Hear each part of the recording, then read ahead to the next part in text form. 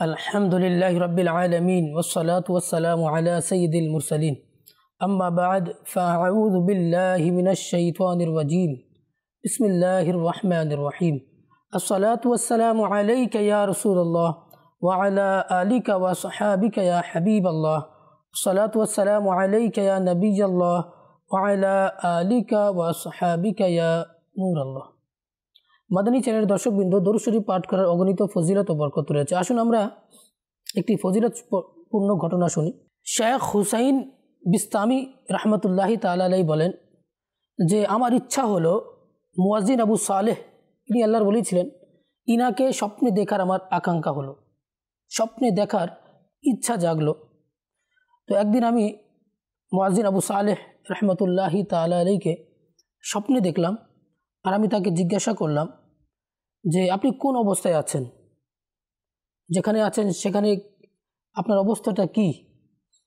তো মুয়াজ্জিন আবু সালেহ বললেন যে আমি যদি রাসূল করিম সাল্লাল্লাহু আলাইহি ওয়াসাল্লামের প্রতি দুরূদ শরীফ না পাঠ করতাম তাহলে আমি ধ্বংস হয়ে যেতাম। সাল্লু আলা হাবিব সাল্লাল্লাহু তাআলা আলা মুহাম্মদ সাল্লাল্লাহু আলাইহি ওয়াসাল্লাম। মাদানী চ্যানেলের দর্শকবৃন্দ, আমাদের উচিত অধিক হারে দুরূদ শরীফ পাঠ করা।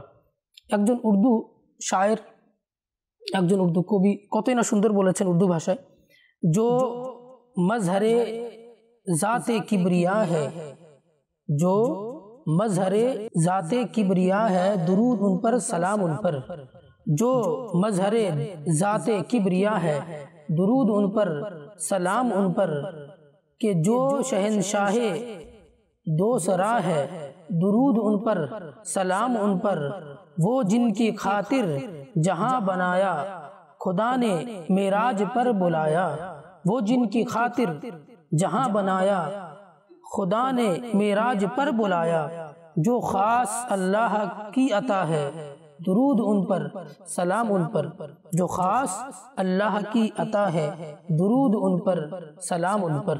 सल्लु अला हबीब सल्लल्लाहु ताला अला मुहम्मद सल्लल्लाहु अलैहि वसल्लम। উপস্থিত হয়েছি আম্বিয়া কেরাম আলাইহিমুসসালাতু ওয়াসসালাম এর ইলম এই অনুষ্ঠানে। আর আমরা এই অনুষ্ঠানে মাদানী চ্যানেলের দর্শকবৃন্দ আম্বিয়া কেরাম আলাইহিমুসসালাতু ওয়াসসালামের একটি ইলম সম্পর্কে আলোচনা করে থাকি। আজ আমরা যেই ইলম মনোনয়ন করেছি সেটা হচ্ছে ইজতিহাদ। আল্লাহ তাআলা তার আম্বিয়া আলাইহিমুসসালাতু ওয়াসসালামকে ইজতিহাদ করার ইলম দান করেছেন। তো ইজতিহাদ সম্পর্কে আলোচনা করার পূর্বে আমরা একটু ইজতিহাদ সম্পর্কে জানি। একবার রাসূল করিম রউফুর রহিম হুজুর সাল্লাল্লাহু তাআলা আলাইহি ওয়াসাল্লাম তার প্রসিদ্ধ সাহাবী হযরত মুআজ বিন জবল রাদিয়াল্লাহু তাআলা আনহুকে ইয়েমেন পাঠালেন।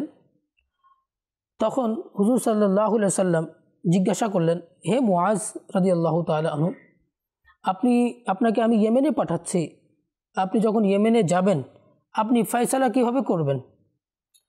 তখন মুআজ বিন জবল রাদিয়াল্লাহু তাআলা আনহু বললেন যে ইয়া রাসূলুল্লাহ, আমি কুরআন অনুযায়ী ফয়সালা করব। রাসূল করিম সাল্লাল্লাহু আলাইহি ওয়াসাল্লাম বলেন, যদি তুমি কুরআনে না পাও তাহলে তুমি কিভাবে ফয়সালা করবে? মুআজ রাদিয়াল্লাহু তাআলা আনহু বললেন, ইয়া রাসূলুল্লাহ, ইয়া হাবিবাল্লাহ, তখন আমি হাদিসে করিমা দ্বারা আমি ফয়সালা করব। রাসূল করিম সাল্লাল্লাহু আলাইহি ওয়াসাল্লাম তারপর আবার বললেন, যদি তুমি হাদিসেও যদি না পাও তাহলে কিভাবে ফয়সালা করবে? তো মুআজ রাদিয়াল্লাহু তাআলা আনহু বললেন, ইয়া রাসূলুল্লাহ, তখন আমি আমার মতানুযায়ী ইজতিহাদ করব আর আমার ইজতিহাদ অনুযায়ী সেভাবে কাজ করব। রাসূল করিম সাল্লাল্লাহু আলাইহি ওয়াসাল্লাম শুকরিয়া আদায় করলেন আল্লাহ তাআলার কাছে যে আল্লাহ তাআলা আমার দুধকে আমার সন্তুষ্টি অনুযায়ী উত্তর শিখিয়ে দিয়েছেন। মাদানী চ্যানেলের দর্শকবৃন্দ, যে এখান থেকে এটাও জানা যায় যে রাসূল করিম সাল্লাল্লাহু আলাইহি ওয়াসাল্লাম দ্বীনের তাবলীগের জন্য তার সাহাবীকে এক জায়গা থেকে আর এক জায়গায় পাঠিয়েছেন। দ্বীনের তাবলীগের জন্য সফর করা এটা হচ্ছে সুন্নাত। রাসূল করিম সাল্লাল্লাহু আলাইহি ওয়াসাল্লামও কী করেছেন? হিজরত করেছেন, সফর করেছেন। আলহামদুলিল্লাহ, আমাদের দাওয়াত ইসলামীর প্রতিষ্ঠাতা হযরত আল্লামা মাওলানা মুহাম্মদ ইলিয়াস আত্তার কাদরি রাজাভী জিয়াই দামাত বারাকাতুহুল আলিয়া অনেক জায়গা সফর করেছেন, শহরে দেশে অলি গলিতে গিয়ে গিয়ে মানুষকে নেকির দাওয়াত দিয়েছেন। হ্যাঁ, রাসূল করিম সাল্লাল্লাহু আলাইহি ওয়াসাল্লামের সুন্নাতকে মানুষকে শিখিয়েছেন। তার দাওয়াতের মাধ্যমে মানুষ দাড়ি রেখেছে, পাগড়ি রেখেছে, রাসূল করিম সাল্লাল্লাহু আলাইহি ওয়াসাল্লামের সুন্নাতকে গ্রহণ করেছে। তো আমাদেরও উচিত আমরা কি করি, আমরাও নেকির দাওয়াতের জন্য আমরা একটু সফর করি। মাদানী চ্যানেলের দর্শকবৃন্দ, দাওয়াত ইসলামের মাদানী কাফলা সফর করে, আমরা মাদানী কাফলায় সফর করি। আমাদের যারা দর্শক বিন্দু, ইস্তিহাদ সম্পর্কে যেহেতু আলোচনা হচ্ছে, আমরা একটু ইস্তিহাদে চলে আসি। তো ইস্তিহাদ মানে কি? ইস্তিহাদ হচ্ছে শরঈ আহকামকে নিজের প্রচেষ্টার মাধ্যমে কোরআন হাদিস থেকে গবেষণা করে মাসআলা বের করা। তো সবাই তো কিন্তু মুস্তাহিদ হতে পারে না, সবার এই ক্ষমতা নেই যে কোরআনের পুরো অর্থ বুঝবে, কোরআনের এক একটা এটার মধ্যে কি মুতলাক কি, মুকাইয়াদ কি, খাস কি, আম কি, মুশতারাক কি, মুআওয়াল কি, হাকিকত কোনটা, মিজাজ কোনটা, তারপর উসুল হাদিস জানা, উসুল তাফসির জানা। তো সবার পক্ষে সম্ভব হয় না। কোরআনের নাসিক মনসুখ কি, তো মুস্তাহিদের কাছে এই সমস্ত এলেম থাকে। মুস্তাহিদ হওয়ার জন্য অনেক এলেমের প্রয়োজন। আপনারা শুনে অবাক হবেন, আলা হযরত রাহমাতুল্লাহি তাআলা আলাইহি বলেছেন, এই যে 1400 বছরের মধ্যে মাত্র 100 জন মুস্তাহিদ হয়েছেন। 100 জন। আল্লাহ তাআলা যাদেরকে ক্ষমতা দিয়েছিলেন তারা কোরআন হাদিস গবেষণা করে মাসলা বের করতে পারতেন।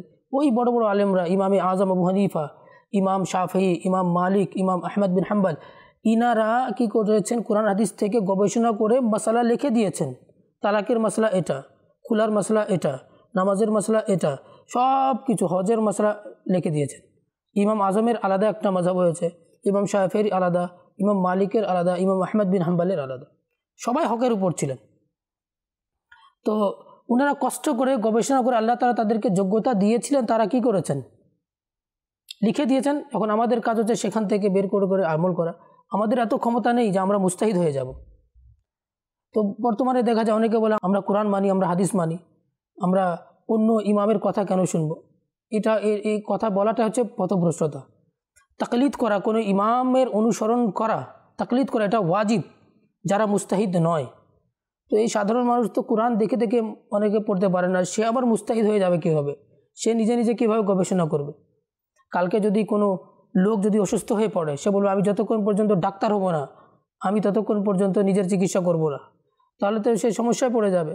জ্বর হয়েছে, এবার যতক্ষণ পর্যন্ত আমি ওষুধ আবিষ্কার করব না, আবিষ্কৃত ওষুধ খেয়ে তখনই আমি সুস্থ হব, নিজের আবিষ্কৃত ওষুধ আমি খাবো, অন্যের খাবো না, তাহলে সে তো দেখা যাবে মারাই যাবে। যারা যেমন ডাক্তার যেটা লেভেল, তো চিকিৎসা ক্ষেত্রেও মানুষ গবেষণা করে জ্বরের ওষুধ বানিয়ে দিয়েছে, এই রোগের হার্টের ওষুধ বানিয়ে রেখেছে, আপনারা সেবন করুন, সুস্থ হয়ে যাবেন। এখন সবাই যদি লেগে যায় আমি গবেষক হব, এটা হয় না, দুনিয়ার রীতি নয়। তো তদ্রূপ আমাদের ইসলাম ধর্মের মধ্যেও আল্লাহ তাআলা গবেষক বানিয়েছেন, কোরআন হাদিস গবেষণা করার ক্ষমতা দিয়েছেন, তারা মাসলা মাসাইল বের করেছেন। তাদের বের করা মাসলার উপর যদি আমরা আমল করি কোনো সমস্যা নেই। তো 1400 বছরে প্রায় 100 জন মুজতাহিদ হয়েছেন। যেমন ইমামে আজম মুস্তাহিদ ছিলেন, ইমাম ইউসুফ মুস্তাহিদ ছিলেন, ইমাম মুহাম্মদ মুস্তাহিদ ছিলেন, ইমাম জুফার মুস্তাহিদ ছিলেন, তারপর ইমাম শাফিঈ মুস্তাহিদ ছিলেন, ইমাম আহমদ বিন হাম্বল মুস্তাহিদ ছিলেন, ইমাম মালিক মুস্তাহিদ ছিলেন। তো এভাবে এসেছে। আল্লামা সুয়ুতি, ওনার 2 লক্ষ হাদিস মুখস্থ ছিল, অনেক বড় আল্লাহর বলি ছিলেন, কিন্তু তারপরেও মুকাল্লিদ, হাদিস শাস্ত্রের উপর খুব পাণ্ডিত্য ছিল। তিনি রাসূল করিম সাল্লাল্লাহু আলাইহি ওয়াসাল্লামকে 75 বার জাগ্রত চোখে দিদার করেছেন, জাগ্রত চোখে। তিনি বলছেন যে অধিকাংশর মত হচ্ছে যে আম্বিয়া কেরাম আলাইহিসসালাম মুস্তাহিদ ছিলেন। আম্বিয়া কেরাম আলাইহিসসালাম ইজতিহাদ করতেন। প্রত্যেক নবীকে আল্লাহ তাআলা যখন যে এলাকায় যে সম্প্রদায়ের কাছে পাঠিয়েছেন, তো সেই সম্প্রদায়ের মধ্যে সবচেয়ে বড় আলেম নবী থাকতেন। দাউদ আলাইহিসসালামকে আল্লাহ তাআলা রাজত্ব দান করেছিলেন, আবার নবুয়তও দান করেছিলেন। তার ছেলে সুলাইমান আলাইহিসসালামকে আল্লাহ তাআলা রাজত্ব দান করেছিলেন, আবার কি নবুয়তও দান করেছিলেন। ইনারাও মুস্তাহিদ ছিলেন। আল্লাহ তাআলা কোরআনে কারীমের মধ্যে বলছেন ওয়াকুল্লাউ আতাইনা হুকমা ওয়া ইলমা, আমি প্রত্যেককে কি করেছিলাম? হিকমত এবং ইলম দান করেছিলাম। দাউদ আলাইহিসসালামের যুগে এক লোকের অনেকগুলো ছাগল ছিল, ওই ছাগল কি করলো, আরেক লোকের যে ক্ষেত ছিল ফসলের ক্ষেত, তো ওই ছাগলগুলো গিয়ে ফসলের ক্ষেতকে বিনষ্ট করলো, নষ্ট করে দিল। তো দাউদ আলাইহিসসালাম বিচারও করতেন। তো এই বিচারের মধ্যে যখন বিচার হলো, দাউদ আলাইহিসসালাম বললেন যে আমার বিচার হচ্ছে যে লোকের ছাগল ফসল ক্ষেতের মালিকের যে ফসল বিনষ্ট করেছে, তো যতগুলো ফসল বিনষ্ট হয়েছে তার মূল্য কতটুকু আর ছাগলের মূল্য কতটুকু। যখন হিসাব করে দেখা গেল যে যতগুলো ফসল বিনষ্ট হয়েছে আর ছাগল যতগুলো বিনষ্ট করেছে তাদের মূল্য সমপরিমাণ। তো দাউদ আলাইহিসসালাম কী করলেন, যে ফসলের মালিককে ফসলের মালিককে দিয়ে দিলেন সবগুলো ছাগল। তো তখন সুলাইমান আলাইহিসসালাম আসলেন। এইদিকে দেখেন দাউদ আলাইহিসসালাম ইস্তিহাদ করেছেন, এবার সুলাইমান আলাইহিসসালাম ইস্তিহাদ করছেন। তিনি বলছেন, বাবা আপনি যদি চান এর চেয়ে উত্তম একটা পদ্ধতি আছে। বাবা কি পদ্ধতি? তো সুলাইমান আলাইহিসসালামকে আল্লাহ তাআলা কেমন ইলম দান করেছিলেন, হিকমত দান করেছিলেন। আর তখন তার বয়স মাত্র 11 বছর। সুলাইমান আলাইহিসসালাম বলছেন, বাবা এর একটি পদ্ধতি হচ্ছে, যে ছাগলগুলো ক্ষেত নষ্ট করেছে যে মালিকের, তো ছাগলগুলো ওই মালিককে দিয়ে দেওয়া হোক। আর ছাগলের যিনি মালিক উনি কী করবে, যার ক্ষেত নষ্ট হয়েছে ওই ক্ষেতের নষ্টের জন্য সে ফসলগুলো কি বপন করবে। আর যতদিন পর্যন্ত ফসল যেমন অবস্থায় ছিল তেমন অবস্থায় যতদিন পর্যন্ত আসবে না, তো ছাগলের মালিক ওই ফসলের ক্ষেতে কাজ করবে। আর ক্ষেতের মালিক কী করবে, ওই ছাগলটা নিয়ে ছাগল চড়াবে, আর ছাগলের যে দুধগুলো অর্জিত হবে সেই দুধগুলো সে ব্যবহার করতে পারবে। তো তাই হলো। তো এটাও সুলাইমান আলাইহিসসালামের কী ছিল, ইস্তিহাদ ছিল। তো ওই ছাগলটা যখন সময়টা চলে আসে, ছাগলটা আবার ওই ছাগলের মালিককে দিয়ে দেওয়া হলো, আর ওই ক্ষেতের মালিককে দিয়ে দেওয়া হলো। তো আল্লাহু আকবার, দেখুন আমাদের চ্যানেল দর্শকবৃন্দ, দাউদ আলাইহিসসালামকে আল্লাহ তাআলা কেমন ইস্তিহাদ করার ক্ষমতা দিয়েছিলেন, তারপর সুলাইমান আলাইহিসসালামকে কেমন ইস্তিহাদ করার ক্ষমতা দিয়েছিলেন। তদ্রূপ দাউদ আলাইহিসসালামের যুগে 2 জন নারী জঙ্গলে গেল, আর 2 জনের সন্তান ছিল। তো 2 জন ওই নিজের সন্তানকে রাখলো। তো হঠাৎ করে কি হলো, যে একজনের সন্তানকে একটি নেকড়ে এসে উঠিয়ে নিয়ে চলে গেল, নেকড়ে খেয়ে ফেললো। তো এখন একটা বাচ্চা ছিল, এখন 2 জন নারী কী করতে যাচ্ছে, বলছে যে এটা আমার সন্তান। এরা 2 জন আসলো, আর বাচ্চাকেও নিয়ে আসছে দাউদ আলাইহিসসালামের কাছে। তো এখন বিচার কিভাবে হবে? 2 জনই দাবি করছে যে এটা আমার সন্তান। আর ওই যে নারীরা ছিল, একজন বড় ছিল বয়সে, একজন ছোট। তো ছোট নারীটাও, যার বয়স ছোট, সেও বলছে যে এটা আমার সন্তান, বড়টা বলছে কি এটা আমার সন্তান। তো দাউদ আলাইহিসসালাম কী করলেন, যে বড়টাকে কী করলেন, সন্তানটা দিয়ে দিলেন, সন্তান দিয়ে দিলেন। তিনি এজন্য ইস্তিহাদ করেছিলেন যে যে বড়, যার বয়স বড়, সে ভালোভাবে লালন পালন করতে পারবে, তার অভিজ্ঞতা বেশি। এদিক সুলাইমান আলাইহিসসালাম চলে আসলেন। তিনি বললেন, বাবা এর বিচারটা আর এরকম হতে পারে। বলে কীভাবে? বলছে বাচ্চাটাকে দেন। আর সুলাইমান আলাইহিসসালাম বলেন, এই বাচ্চাকে 2 টুকরা করে দেওয়া হোক, 2 টুকরা করে কি করতে হবে, 2 জন নারীকে দিয়ে দিতে হবে। তো আসলেই ওই বাচ্চার যে প্রকৃত মাতা ছিলেন, ওই ছোট নারীটা ছিল, সে কান্না করে বলছে, না এই বাচ্চাকে কোনো করার দরকার নেই, টুকরা করার দরকার নেই, বাচ্চাটা ওই অপর মহিলাটাকে দিয়ে দেওয়া। তো সুলাইমান আলাইহিসসালাম বললেন যে এই সন্তানটা হচ্ছে ছোট মহিলার, যার বয়স কম। কারণ কোনো মা কোনোদিন নিজের সন্তানকে 2 টুকরা হতে দিয়ে দেবে না। যদি বড়টা যদি থাকতো তাহলে সে অবশ্যই কী করতো, চিৎকার করতো, কান্না করতো। তো আবার সুলাইমান আলাইহিসসালাম কী করলেন, ওই সন্তানকে ছোট ওই নারীটাকে দিয়ে দিলেন, যার বয়স কম ছিল। তো মাদানী চ্যানেলের দর্শকবৃন্দ, দেখুন কতই না সুন্দর, চমৎকার বিচার। আল্লাহ তাআলা দাউদ আলাইহিসসালামকে ইস্তিহাদের ক্ষমতা দিয়েছিলেন, সুলাইমান আলাইহিসসালামকেও ইস্তিহাদের ক্ষমতা দিয়েছিলেন। আম্বিয়া আলাইহিসসালামগণ মাসুম, তারা নিষ্পাপ। আম্বিয়া এবং ফেরেশতারা নিষ্পাপ। আম্বিয়া এবং ফেরেশতা ছাড়া কেউ মাসুম নন। সাহাবা কেরাম, তারপর আউলিয়া কেরাম, তারা হচ্ছেন মাহফুজ। আবু হুরায়রা রাদিয়াল্লাহু তাআলা থেকে বর্ণিত, যখন কোনো মুস্তাহিদ ইস্তিহাদ করে আর সে সঠিক ইস্তিহাদ করতে সক্ষম হয়ে যায়, তখন আল্লাহ তাআলা তাকে 2টি সওয়াব দান করেন। এর কারণ হচ্ছে যে সে যে কষ্ট করেছে সেটার একটা সওয়াব, আর সঠিক সিদ্ধান্তে যে পৌঁছতে পেরেছে সেটার জন্য একটা সওয়াব। আর যখন কোনো মুস্তাহিদ কী করে, ইস্তিহাদ করার পরে যদি সে ভুল ইস্তিহাদ করেছে, তো তারপর তাকে একটি নেকি দেওয়া হয়। কারণটা হচ্ছে যে সে যে ভুল করেছে তার জন্য নেকি দেওয়া হচ্ছে না, সে যে কষ্ট করেছে, পরিশ্রম করেছে, কোরআন হাদিস গবেষণা করেছে, তো গবেষণা করতে গিয়ে যে ভুল হয়েছে, তো ভুলের মধ্যে তাকে একটি সওয়াব দান করা হয়।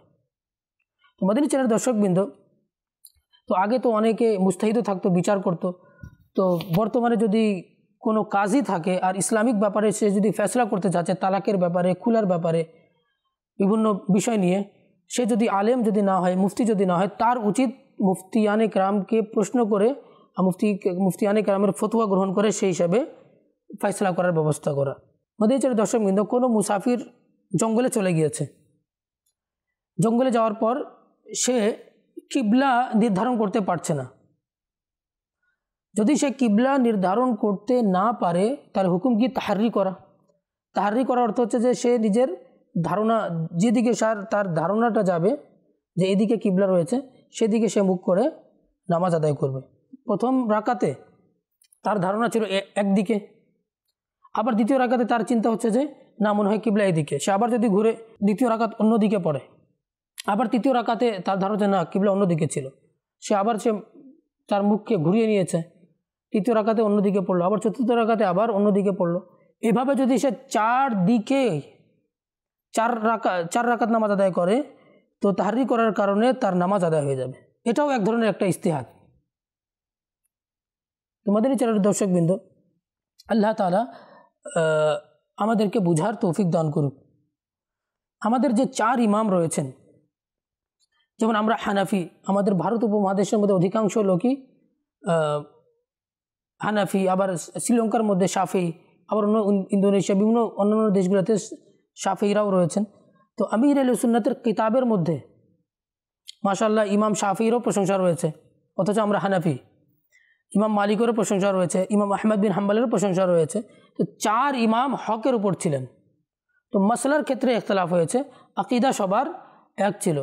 আর আমাদের উচিত সবাইকে সম্মান প্রদর্শন করা। সবাই আশিক রাসূল ছিলেন, ইমাম শাফিও আশিক রাসূল ছিলেন, ইমাম মালিকও আশিক রাসূল ছিলেন, তারপর ইমাম আহমদ বিন হাম্বল আশিক রাসূল ছিলেন। এনারা বড় বড় বিজ্ঞ আলেম ছিলেন। আল্লাহ তাআলা তাদের কবরের উপর রহমত বর্ষিত করুক। আমাদের দাওয়াত ইসলামী, মাশাআল্লাহ, দাওয়াত ইসলামীর তো বেশিরভাগ যে মাদ্রাসাগুলো রয়েছে সেখানে ফিকা হানাফি মাযহাবের কিতাব পড়ানো হয়। কিন্তু আলহামদুলিল্লাহ দাওয়াত ইসলামীর কাজ এখন এগুতে এমন জায়গায় পৌঁছে গিয়েছে যে এখন শাফিঈ মাযহাবেরও মাদ্রাসা বানানো হয়েছে। কিন্তু দাওয়াত ইসলামীর মাদ্রাসার তলাবা একরাম সেখানে পড়াশোনা করে। যেমন কেনিয়ার মধ্যে দাওয়াত ইসলামী একটি প্রতিষ্ঠান জামিয়াতুল মদিনা প্রতিষ্ঠা করেছে, আর সেখানে আলহামদুলিল্লাহ এখন ফিকে শাফিঈর উপর পড়ানো হচ্ছে। আর দাওয়াত ইসলামী আবার একটি কাজ করছে, যেমন আমাদের নামাজের হাকাম একটি বই আছে, এটা হানাফি মাযহাবের উপরে নামাজের হাকাম 12টা রিসালাকে সংযুক্ত করে একটি বই লেখা আছে, যেখানে হানাফি মাযহাবের নামাজের মাসলা মাসাইলগুলো লেখা আছে। তো দুরূপ শাফিঈ মাযহাবের উপরে আলহামদুলিল্লাহ দাওয়াত ইসলামী এখন কাজ করছে যে শাফিঈ মাযহাবের নামাজ কিভাবে আদায় করতে হবে। তো দাওয়াত ইসলামী আলহামদুলিল্লাহ কাজ করার চেষ্টা করছে। তোমাদের চ্যানেল দর্শক কিন্তু আপনারা চেষ্টা করবেন দাওয়াত ইসলামীর সবসময় সহযোগী হয়ে থাকা, সবসময় হেল্প করা, আর দাওয়াত ইসলামীর মুবাল্লিগ যারা রয়েছেন তাদেরকে হেল্প করা। আমাদের যারা দর্শকবৃন্দ, হুজুর সাল্লাল্লাহু আলাইহি সাল্লামও ইজতিহাদ করেছেন। হুজুর সাল্লাল্লাহু আলাইহি সাল্লাম জীবনে একবার 1 মাসের ইতিকাফ করেছিলেন। তো প্রথম 10 দিনের মধ্যে রাসূল করিম সাল্লাল্লাহু আলাইহি ওয়াসাল্লাম ইজতিহাদ করলেন যে হয়তোবা প্রথম 10 আশারের মধ্যে মনে হয় লাইলাতুল কদর হবে। দ্বিতীয় আশারের মধ্যে নবী করিম সাল্লাল্লাহু আলাইহি ওয়াসাল্লাম কি করলেন, আবার ইজতিহাদ করলেন, মনে করলেন যে হয়তোবা যে দ্বিতীয় আশারের মধ্যে লাইলাতুল কদর হতে পারে। তারপর তৃতীয় আশারের মধ্যে রাসূল করিম সাল্লাল্লাহু আলাইহি ওয়াসাল্লাম উপনীত হলেন, আর ওহিও আসলো যে হে হাবিব, আপনি রমজানের তৃতীয় 10 রোজার মধ্যে আপনি লাইলাতুল কদরকে তালাশ করুন। প্রথম 10 দিনের যে গবেষণা ছিল সেটা ইজতিহাদ ছিল, দ্বিতীয় 10 দিনের যে গবেষণা ছিল সেটাও ইজতিহাদ ছিল। মাদানী চ্যানেলের দর্শকবৃন্দ, তো ইজতিহাদ কোনো ভুল এটা কাজ না, এটা হচ্ছে প্রত্যেক মুসলমানের উচিত মানে মুকাল্লিদ হয়ে থাকা। আপনি হানাফি হন, কেউ শাফিঈ হতে পারেন, কেউ মালিকি হতে পারেন, কেউ হাম্বলি হতে পারেন, কোনো সমস্যা নেই, কিন্তু মাযহাবকে অনুসরণ করতে হবে। মাযহাব যদি অনুসরণ না করা হয়, সাধারণ ব্যক্তিদের জন্য তাকলিদ করা ওয়াজিব, আর যদি না করে তাহলে সে পথভ্রষ্ট হয়ে যাবে। আজকে দেখা যাচ্ছে আমাদের সমাজে বলা হচ্ছে যে বাস কোরআনকে মানো আর হাদিসকে মানো। তো কোরআনের মধ্যে তো লেখা আছে যে আতিউল্লাহ ওয়া আতিউর রাসূল ওয়া উলিল আমরি মিনকুম, তোমরা আল্লাহকে স্মরণ করো, আল্লাহকে অনুসরণ করো, আল্লাহ রাসূলকে অনুসরণ করো, এবং উলিল আমরি মিনকুমের অনুসরণ করো। তো উলিল আমরি মিনকুমের মধ্যে কারা আছেন? মুজতাহিদগণ তো আছেন, আলেমরাই তো রয়েছেন, ফকিহগণ তো রয়েছেন। তো যারা বলছে শুধু কোরআনের উপর আমল করতে হবে, তার মানে তার কথাটা ঠিক নয়। কারণ কোরআনের মধ্যে তো লেখা আছে আল্লাহকে অনুসরণ করতে হবে, আল্লাহ রাসূলকে অনুসরণ করতে হবে। আল্লাহ রাসূলকে অনুসরণ করা মানে হাদিসকে অনুসরণ করা। আর উলিল আমরি মিনকুম মানে যে আইমা মুজতাহিদিন তাদেরকে অনুসরণ করা, উলামা ইকরামকে অনুসরণ করা। তো আল্লাহ তাআলা আমাদেরকে বোঝার তৌফিক দান করুন। মাদিনী চ্যানেল দর্শক বন্ধু, আমরা আমাদের অনুষ্ঠানে একটি সেগমেন্ট এটাও রেখেছি যে একটি আয়াত আর একটি আকিদা। তো আজকে আমরা বিষয়টা নিয়েছি যে আমাদের প্রিয় নবী সাল্লাল্লাহু আলাইহি সাল্লাম হচ্ছেন সর্বশ্রেষ্ঠ নবী, ইমামুল আম্বিয়া। এর কারণ কি? আল্লাহ সুবহানাহু ওয়া তাআলা কোরআনে কারীমের মধ্যে ইরশাদ করেছেন, ওয়ামা আরসালনাকা ইল্লা রাহমাতাল লিল আলামিন। তো এর অর্থ হচ্ছে যে হে রাসূল, আমি আপনাকে সমগ্র বিশ্বের জন্য রহমত স্বরূপ প্রেরণ করেছি।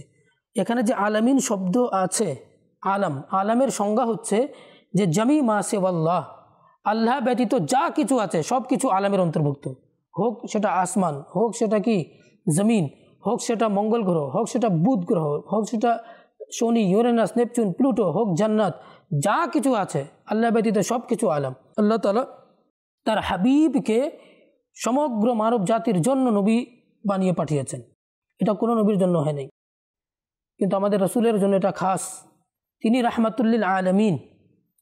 আচ্ছা, রাসূল করিম সাল্লাল্লাহু আলাইহি সাল্লাম যে রাহমাতুল আলামিন, সাইয়্যিদুল মুরসালিন, এ ব্যাপারে আলা হযরত রাহমাতুল্লাহি তাআলা আলাইহি একটি কিতাবও লিখেছেন, তাজাল্লিউল ইয়াকিন বিআন্না নাবিয়্যানা সাইয়্যিদুল মুরসালিন। কতই না চমৎকার কিতাব। এই কিতাবের মধ্যে যখন পড়বেন দেখবেন যে আলা হযরত রাহমাতুল্লাহি তাআলা আলাইহি দলিলের আম্বার লাগিয়ে দিয়েছেন, দলিলের ভান্ডার লাগিয়ে দিয়েছেন, অসংখ্য দলিল এনেছেন, আর দলিল দ্বারা প্রমাণ করেছেন, কোরআনের দলিল দ্বারা, হাদিসের দলিল দ্বারা প্রমাণ করেছেন যে আমাদের রাসূল করিম সাল্লাল্লাহু আলাইহি ওয়াসাল্লাম হচ্ছেন সমস্ত আম্বিয়ার সরদার।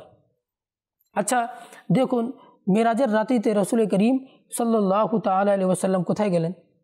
মেরাজের রাত্রিতে রাসূল করিম সাল্লাল্লাহু আলাইহি ওয়াসাল্লাম বাইতুল মুকদ্দাসে গেলেন।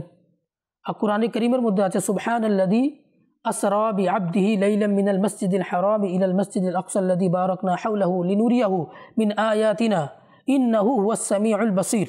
তো বাইতুল মুকদ্দাসে গেলেন, আর সেখানে রাসূল করিম সাল্লাল্লাহু আলাইহি ওয়াসাল্লাম সমস্ত আম্বিয়া আলাইহিমুস সালাতু ওয়াস সালাম সেখানে উপস্থিত ছিলেন। আর সমস্ত আম্বিয়া আলাইহিমুস সালাতু ওয়াস সালামের সামনে তিনি সকল নবীদের ইমামতি করিয়েছেন। আলহামদুলিল্লাহ। তো এখান থেকে বোঝা যায় আমাদের রাসূল করিম সাল্লাল্লাহু আলাইহি ওয়াসাল্লাম কি সর্বশ্রেষ্ঠ নবী, সকল নবীদের সরদার। আলা হযরত রাহমাতুল্লাহি তাআলা আলাইহি কতই না সুন্দর বলেছেন, सबसे औला व आला हमारा नबी, सबसे बाला व आला हमारा नबी, अपने मौला का प्यारा हमारा नबी, दोनों आलम का दूल्हा हमारा नबी, कौन देता है देने को मुँह चाहिए, देने वाला है सच्चा हमारा नबी, क्या खबर कितने तारे खिले छुप गए, पर न डूबे न डूबा हमारा नबी। तो आला हज़रत रहमतुल्लाहि ताला अलैहि कतई ना सुंदर एखानेও लिखे दिएছেন যে सबसे औला व आला हमारा नबी, सबसे बाला व आला हमारा नबी, अपने मौला का प्यारा हमारा नबी, दोनों आलम का दूल्हा हमारा नबी। तो আল্লাহ তাআলা আমাদেরকে মাদিনী দর্শকবৃন্দ বুঝার তৌফিক দান করুন। আল্লাহর হাবিব হাদিসে কারিমার মধ্যে বলেছেন যে আমি হচ্ছি আদম সন্তানদের মধ্যে সর্বশ্রেষ্ঠ সরদার, আনা আকরামুল আউয়ালিন, এবং আমি পূর্ববর্তীদের মধ্যে সর্বশ্রেষ্ঠ, অর্থাৎ সমস্ত নবীদের মধ্যে তিনি সর্বশ্রেষ্ঠ। রাসূল করিম সাল্লাল্লাহু আলাইহি ওয়াসাল্লাম নিজেও বলে দিয়েছেন যে আমি কি সর্বশ্রেষ্ঠ। তো আমরা যে নবী করিম সাল্লাল্লাহু আলাইহি ওয়াসাল্লামের উম্মত হতে পেরেছি, এটা আমাদের জন্য সৌভাগ্যের ব্যাপার। এটা কোনো সহজ বিষয় নয়। আল্লাহ তাআলার অনেক বড় দয়া, আল্লাহ তাআলার অনেক বড় কৃপা যে আল্লাহ তাআলা আমাদেরকে নবী করিম সাল্লাল্লাহু আলাইহি ওয়াসাল্লামের উম্মতি বানিয়েছেন, আমাদেরকে মুসলমান বানিয়েছেন, আমাদেরকে মুমিন বানিয়েছেন, আমাদেরকে সুন্নি বানিয়েছেন, আমাদেরকে হানাফি বানিয়েছেন। আল্লাহ তাআলা আমাদেরকে সঠিক আকীদা দান করেছেন। এটা আল্লাহ তাআলার দরবারে আমরা কি করছি? এটা শুকরিয়া জ্ঞাপন করছি। আল্লাহ তাআলা যেন আমাদেরকে বুঝার তৌফিক দান করুন। মাদিনী চ্যানেল দর্শকবৃন্দ, আগামী অনুষ্ঠানে আবারও আমরা নতুন একটা বিষয় নিয়ে আপনাদের সম্মুখে উপস্থিত হব। ততক্ষণ পর্যন্ত আপনারা ভালো থাকুন, সুস্থ থাকুন। মাদিনী চ্যানেল দেখতে থাকুন। সাল্লু আলাল হাবিব সাল্লাল্লাহু তাআলা আলা মুহাম্মদ সাল্লাল্লাহু আলাইহি ওয়াসাল্লাম।